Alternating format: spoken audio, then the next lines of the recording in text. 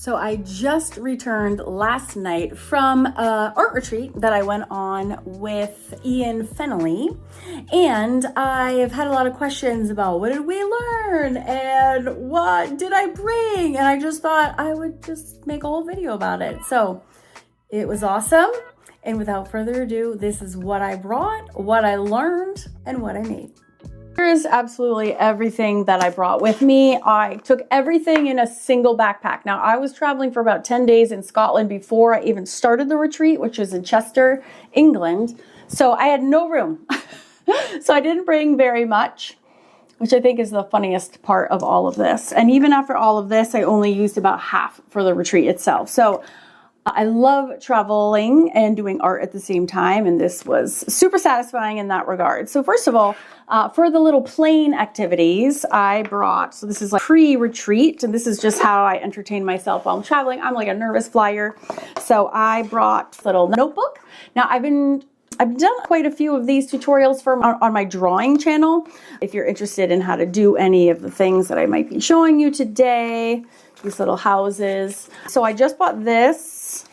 This is a tutorial as well. And then before I left, I published a tutorial on my drawing channel with this use of stamps. So this is a stamp, and this is a stamp, and then this is a stamp. And then I actually draw the stamp really big, and I give her some context, and then we add shading and all those things. So this is what I like to do just for funsies while I'm traveling. So after I recorded this video, I literally left the next day for the retreat. And so I pre-stamped some other pages with another little stamp and another little girl stamp. These are by Julie Netting, these girl stamps.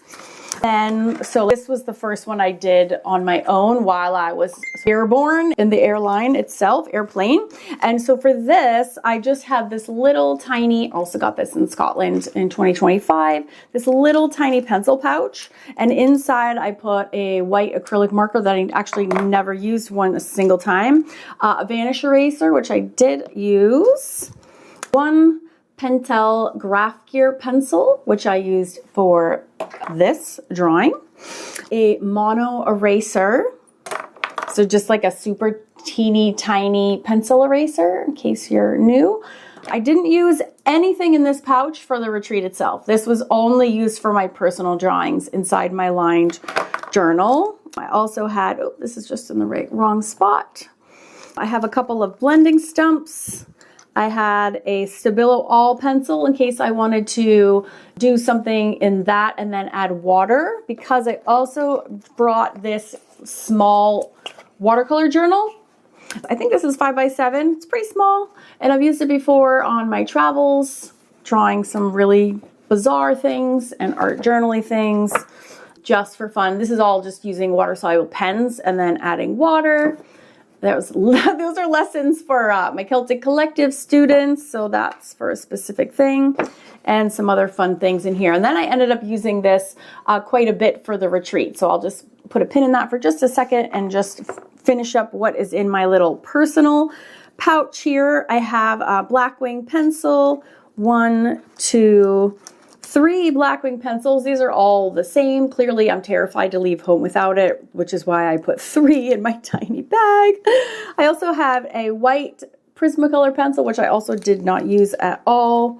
And then I have my big favorite 1mm nib Uniball Signo gel pen, which I used tons, not for the retreat, but in this journal. It's just my favorite pen for going around big things. I also have this really heavy, really awesome pencil sharpener. I have a refill for my Uniball Signo pen because I use it so much. I go through ink a lot, very fast.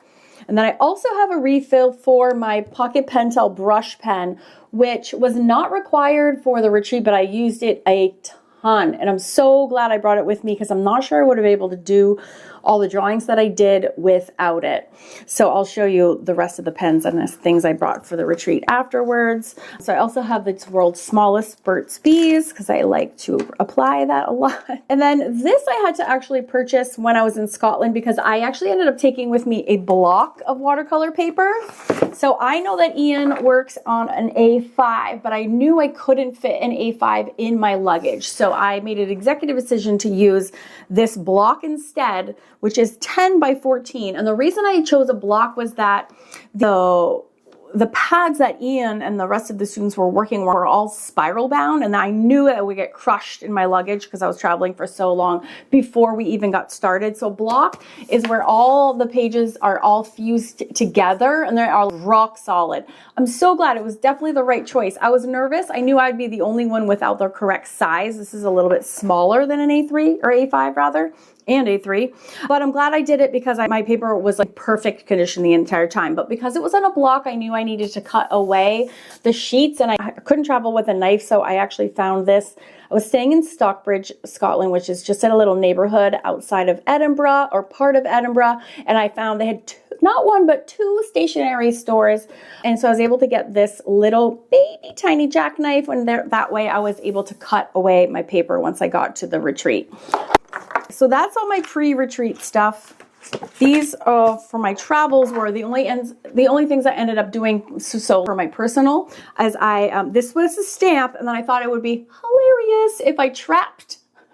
So she's the evil twin, and she's the innocent twin, and look at her faces. She trapped her twin behind the lines of the paper. Look at her little evil, sadistic smile, and she's like, oh no. So I really had a fun time entertaining myself with that. I'm not gonna lie. And then this one I actually just did yesterday on my flight home. So again, this is a stamp and she is a stamp, and then the rest I just freehanded using these as inspiration. So I had so much fun. So the process of doing these is the same one that I already did a full tutorial on my other channel.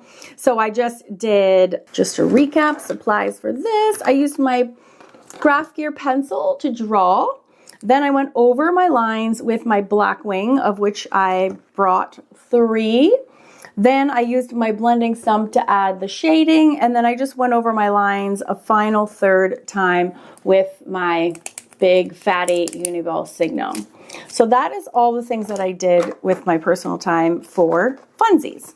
So then for the retreat itself, I already covered my block paper, which you saw, and little did I know, I also was going to make great use out of this little watercolor paper journal. I think I was the only art participant that hadn't done a million of his online courses before. I had done exactly one project from one of his many courses, and I actually didn't even do it. I only just watched it. So I was a little bit less well prepared than a lot of other people. But I knew enough to know that he loves to work with Tombows. So in these colors, so I was really good about bringing these because I have all of the Tombows. So I went through and I grabbed these. Now my black one was all dried out, which I didn't realize until I got there. So that is when I ended up using my Pocket Pentel brush pen. So this is this other little art caddy. This was the only other thing I brought other than this little pouch. So as you can see, I have all the pens here on the outside. So I knew I needed a fine liner set. So I did that, but funnily enough, I never work small. I left home my 0.05, my 0.1, and my 0.2, and I only brought 0.3 and up. Well, guess which ones were the only ones that I was going to use? The 0.1 and the 0.2. So luckily, I have some very generous and new friends, yay, that lent me the ones that I needed because I'm a doofus and I did not know. So I didn't use any of these blending stumps. I did not use this pencil eraser, and in fact, Ian does all of his drawings with the Tombow markers. So I followed him and did the same for the first 4 of 5 days, and then I was actually getting worse as the days went by and not better. So my last day 5, I actually used my pencil. But he uses these for both the preliminary drawing part, and I'll show you the drawings in a second, and as well as a lot of learning and shading and rendering after he watercolors. Super interesting process. So these are all of the fine liners. I was also trying a new brand. So these were by UniPen. These are by Uni, who also make Posca pens. They were fantastic and also cheaper than the ones I normally use. I did bring these water brushes, which I will show you what I did end up using these for. So I was glad that I had them. I bought a fountain pen by Faber-Castell while I was also in Scotland, which I did not end up using whatsoever. That was kind of a stupid purchase. And again, my Pocket Pentel brush pen came in clutch. I used it so much. So that's like an old friend I really can't leave home without anyways. And then I have this white and black acrylic marker, which I did not touch, either, so I'll put those aside. And I did buy 2 markers. Oh, this was the 0.1 that one of the other retreat participants donated to me because I'm a dumbass. And there was one other thing. There's another marker, which I'm not seeing, which I ended up using, which I purchased. Oh, here it is. Which I purchased in Scotland at that same stationery store, which I use this a ton for my pre-sketches. So in here we have all the pens on the outside. And then on the inside, I brought 2 palettes. I brought this one of White Knight's Granulating. This is their new Metamorphosis set. And I brought all of these, and I'm really glad I did because I used them. I made a custom palette of Daniel Smith watercolors, which you can see right here. And that is because we were given a list of the colors that Ian uses, but there was a big caveat saying we don't know which ones he'll use. So I was like, oh, if he doesn't know, then I can just bring whatever I want. So some of this came in handy and I was able to use my colors. Other ones where I really needed this cadmium orange, they were great. They had extra tubes of everything that he was using so that if we wanted to use exactly what he was using, we could have done that. So those I kept inside my little pouch here. Then I had some sponges, which I did end up using these sponges for some bushes, which is not anything he would ever do. And then I brought all of these brushes plus another one of these because I can't live without them. And I only used, of all these brushes, I only used pretty much these 3 the entire week that I was there. I brought this for Resist, did not touch it, did not use it, and I brought my Copic White, which I did actually end up using, even though Ian doesn't. He showed us at the very end of day 5 for 2 seconds how I used some gouache for highlights, but clearly it wasn't a big priority because that was the only time he even mentioned it. This was really handy. It held so much. So back to the actual assignments. Oh, and before I forget, I also have these 2 little super tiny baby sketchbooks that I used to swatch my colors from each of the watercolor sets that I had. And these came in super handy because I was looking at what he was using. I was trying to figure out for my own stash what I could use, if anything. And so these were awesome. I flipped through these every single day to help me decide what I was going to use and what I was going to borrow. So that was super handy. These are given to me by Etcher. They're not for sale anymore, and I wish they were because they are darling and wonderful. So we had homework every single night, starting with the night before things started, where he had given us pictures of what he called pre-sketches, which were like renderings, and I'll show you on my phone what they looked like. So we had the WhatsApp group going, and he sent all of the pre-sketches to us before. So this is what they looked like. So we could wrap our brains around what the activities were going to be. There's a duplicate in there somewhere because there's only 5 days. But every night he said, draw this. It'll make you prepared for tomorrow because when you go and look at things in real life, it looks nothing like the sketch and things are going to change a little bit. So the other thing that I brought in my luggage was this teeny tiny printer because I've been on this super big sticker obsession. I'm on a sticker kick. And I bought this tiny printer so I could print out these stickers, and I've been putting them on my laptop. So here's me and Sean in Scotland, and there's Max and Maggie at home, and this is the group of people I was traveling in Scotland with. And so I brought this little printer, and I brought this for my friend's trip, not for my retreat, but I ended up using it for my retreat, and it came in so clutch. This is the cutest little printer. It's by Canon. It's called the Ivy. And it connects to your, if I can get it out, it connects to your phone via Bluetooth. You have this little paper. I can't not show it to you. I did a little reel about this on Instagram. But here, I will go select a picture on my phone. Oh, here, I'll just show you how it works. And I'll put links to this in the video as well. So here, I'm going to do, my favorite was day 2. And I, of course, will show you all the photos. So I'm going to take a photograph. Boop. All right. Now, this is so crazy, you guys. Came out pretty good, actually. I don't think it matters. So now I'm going to go to the app. So it's called the Ivy or Canon. Here it is. Mini print on my phone.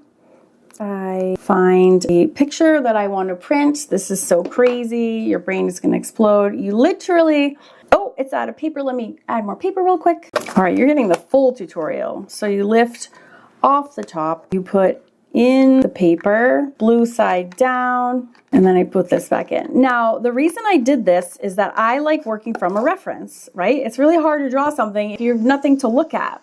So I printed out, I used my little mini printer to print out this little sticker of the pre-sketch. While that does its little thing, I'll show you, working on it. So what I did is, the night before, I printed out the sticker and I put it on the left-hand side of my watercolor sketchbook, and then I was able to then carefully go ahead and sketch I first used a pencil, and then I went in with my new sign pen that I purchased in Scotland, and I knew it was water soluble. And then I used my water pens to activate the lines so I could get my practice in, but also get values. And he said, don't spend more than 5-10 minutes on this. And so having these tools made it go really quickly. And then this way too, I have this sketch for future reference as well. It also becomes like a memento. I can always come back here and add colors if I want to as well. So, oh, printing next. Come on, little printer. All right, so I just clicked little print, and then this will come out here. But this was so fun. I used it with my friends, and we would have a day, then I would take a picture, print them out, and I made one for everybody on our trip, and it was super fun. But it came in really handy about this, so I was able to do that for each of the days for the sketches. And that was super duper handy as well. So there were 5 days. We went to different locations in and around Chester, England, which is in the countryside. It's sort of sandwiched between Liverpool and Manchester. Although Chester is pretty hopping, it's this absolutely beautiful historic city. It goes all the way back to the Romans. There's ruins there. It's so bananas, and the Tudor architecture is just to die for. So here we go. My little printer is just making me another little replica of my drawing. So I just had to show you that because this came in so handy, and it was, my husband made so much fun of me for bringing it. And then it was one of the most favorite parts of my trip. So I can even come in here and put this on here or do whatever I want with it. So yes, this was my block. I found this to be extremely challenging. Ian is a genius at his craft. He's been doing this for a really long time, so he has it down to a science. He knows exactly what needs to be squeezed, what needs to be pushed, what needs to be angled, what needs to be edited out, what needs to be added in. All of that he just knows. So it was a huge challenge. I really had to stretch myself in order to soak in everything that he was teaching and then try to execute. We did one a day. So we went on location, we sketched this, and yes, I did my pre-sketches, which was super helpful. And then we sketched it on location, and then we brought it back to the hotel and spent the afternoon doing the watercolors. And then he has another process, as I mentioned before, using Tombows to add values. And then he does another 5th step, which is going in with fine liners again and drawing all sorts of little baby details, all these little fine details. And so these were my finals. This one I thought was extremely difficult. His use of color I find extremely challenging because he's an intuitive painter, which means he isn't quite able to put into words what he's doing and why he's doing it. And so that I struggle with that. Where are my drawings? Oh, they're on top. They're all missing. All right, so that was day 1. Day 2, I thought came out my best. I think because I was probably fresh from, he worked really slowly on day 1 and day 2, and then he got relatively just let us do our own thing. And I think I needed more hand-holding all through 5 days. And that's just not how his curriculum workshops are designed. So I was sort of on my own, but it was absolutely fine. I wouldn't have changed anything on his end. He is extraordinarily entertaining and charismatic, and he's a very good teacher. It was a super positive experience, and the people that were there, a lot of people had done his workshops many times, and so seeing them do their own twist on things made me feel better if mine wasn't exactly the exact same. So it was an awesome, super duper challenging experience, but I learned a ton, and I just tried a million things I had never tried before. And then after day 2, I think I peaked at day 2, and then I just got worse. And then I went downhill after that. So this was just so challenging. Oh, that's day 4. Day 3 was actually really challenging.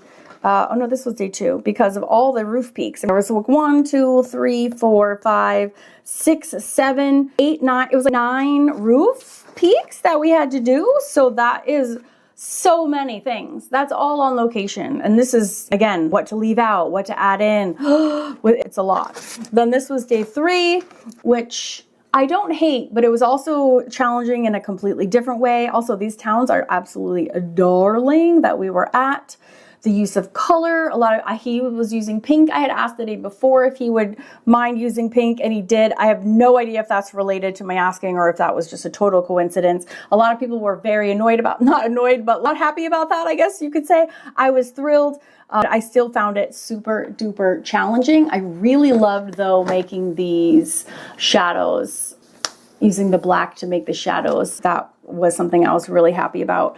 And then things took a turn for the worse. Day 4 was absolutely impossible. It was so all of us, the whole class suffered, I think. There was this crazy perspective. There were stairs going down and up and bending around, and this was super ornate, and this is also 10 times bigger, and I just really struggle busted this day, and I know I was not alone.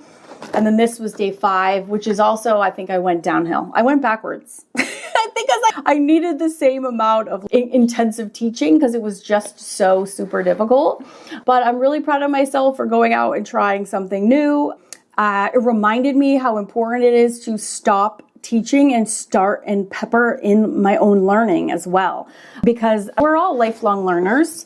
I didn't get my start until I was in my late 30s. Now I'm 50. I actually am still a beginner in so many ways. So I really appreciated how different and refreshing this was, and I highly recommend. So having someone who has hosted many overseas art retreats in the past, I just have to tell you, I highly encourage you to go and give it a try. It's so inspirational being in a new place, surrounded by new people, learning new things. There is not a single drawback to any of it. It is only highlights and awesomeness.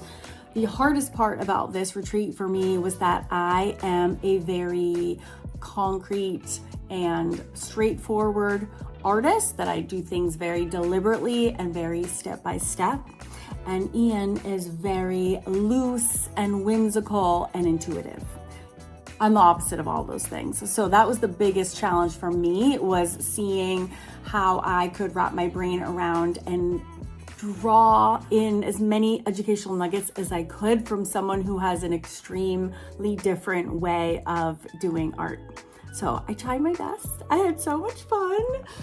Are they good or not? I don't know, but I had such a great time. And I think anything that challenges you personally, professionally, artistically is always a good thing to do once in a while. So I'm super happy that I went. And yeah, you can be the judge of if I did a good job or not. He also interviewed 5 of the students on the second day, and I volunteered to be one of them. So if you would like to watch that interview, I will link to that video right here, and you can see what he has to say and learn a little bit about things from Ian's perspective and the other students as well. And that's the recap of the whole retreat. Thanks for watching.